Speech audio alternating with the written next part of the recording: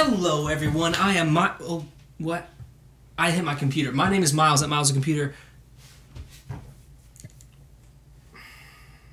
My name is Miles at Miles the Color, everywhere online, and today is a special day because it is episode number 7, and if 7 is your favorite number, then it's a special video. This is a train wreck already. I am so sorry.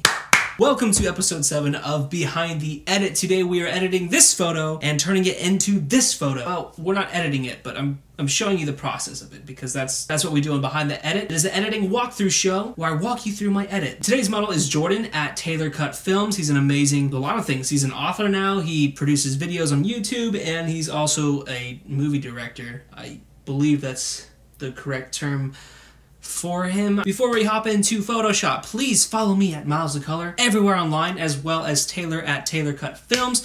You will not be disappointed, I promise. Anyways, let's hop straight into Lightroom and let's get this shit going. I said Lightroom? Photoshop. That's Photoshop. Okay, so here is the Lightroom edit, which I basically just brought up shadows and I increased my blues a little bit, messed with my white balance. Nothing too crazy, not missing out on anything wild here, but it looks very dark. He looks like Batman walking through Gotham City. And my first problem with this photo was, I was like, yo, what if we had skin touch-up? So that's what we did. We did skin touch-up just to make his face look a little softer here because I didn't have any light, dude. It was like close to 6 p.m. during daylight savings time, man. There's no light outside, but we're lucky that there was all this artificial lighting, so we had some bouncing up off the ground onto his face, and there's a street sign over here as well shining some light, and a street sign over here as well shining some light. So thank Gandhi that we got some artificial light here. Here's my skin retouch. Yeah, we still on that frequency separation, bro, but I'm down. It's all good. We don't use local dodge and burn here. We use frequency separation. You can see there's definitely some camera, you know, some noise going on because it was low light. But it's not too bad. So here's our before and after, and then to just kind of have his features in my control, I did some dodging and burning here after I did my frequency separation. Boom. So there we go. Even down to the eyes, check it out. Did like a nice little eye edit here. Here's the before and after of the dodging and burning. We're gonna zoom out.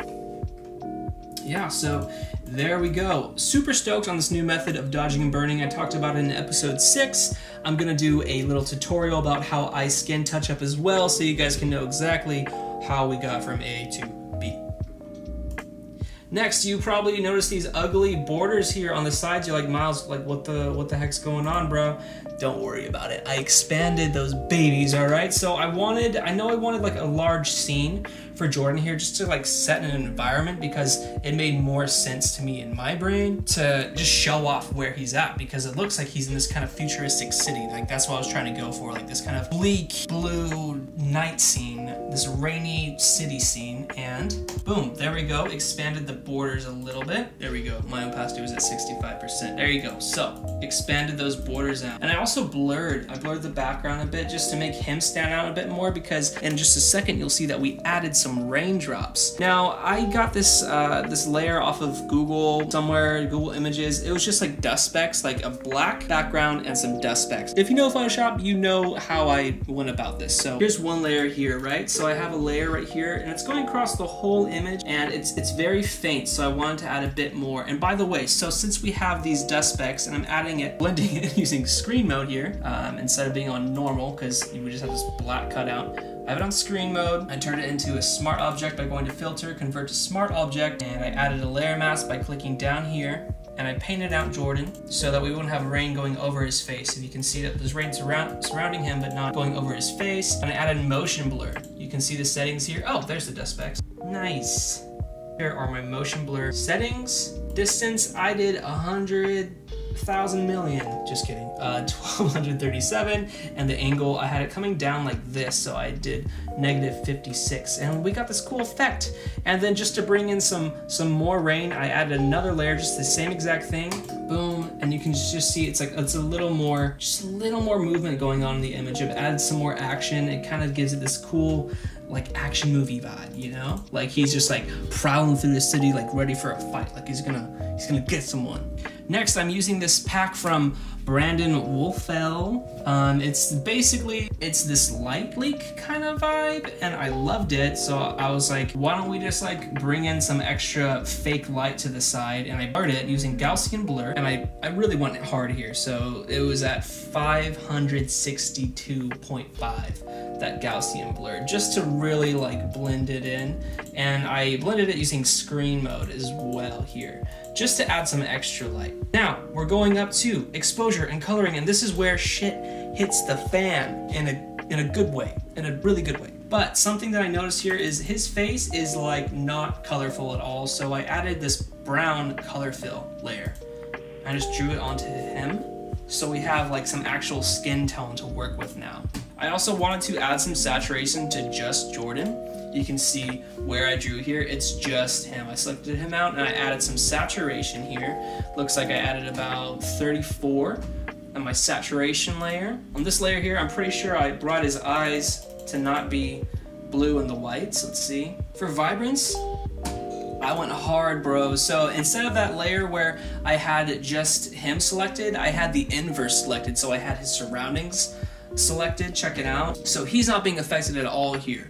But with my vibrance, which I pumped to 41 and my saturation to 82, holy shit, we went hard, bro. We got some color. That's what we're going for. I'm gonna give you the before and after right now. Like, just with those adjustments alone, we already added so much. This is why I love Photoshop, because there's so much control. You can't do this in Lightroom as easy. So for the curves here, I wanted to definitely add some punch. I didn't mute it yet, but check it out.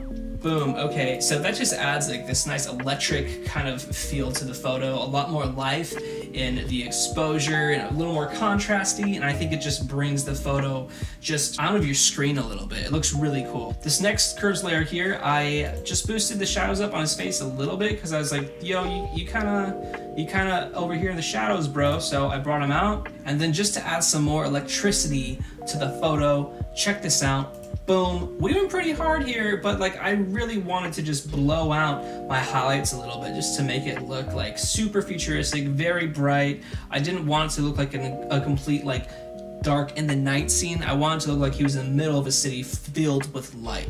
If you watched last episode, you know that I hardly ever do anything to color balance, but this time I did. I did something, and this is ASMR. Should I do an ASMR behind the edit? Would that be weird? That'd be pretty weird.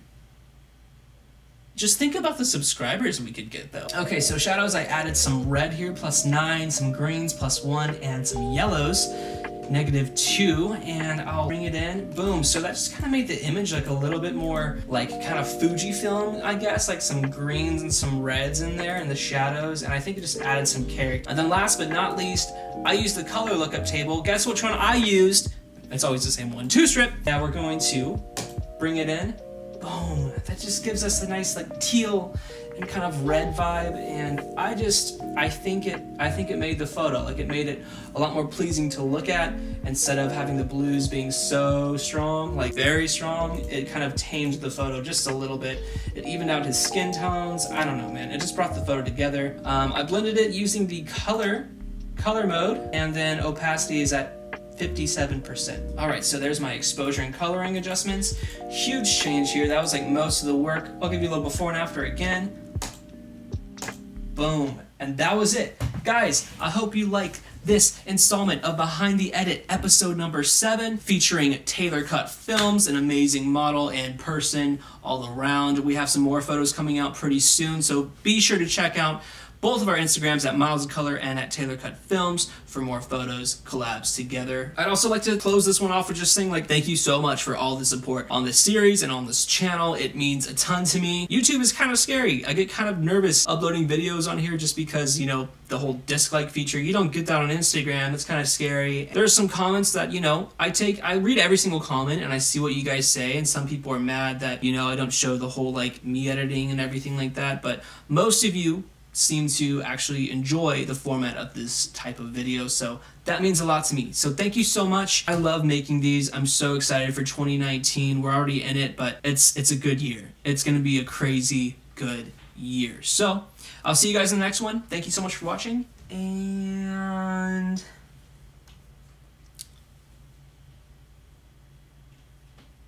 yes. Go tell your friends about it. Go tell your friends about it.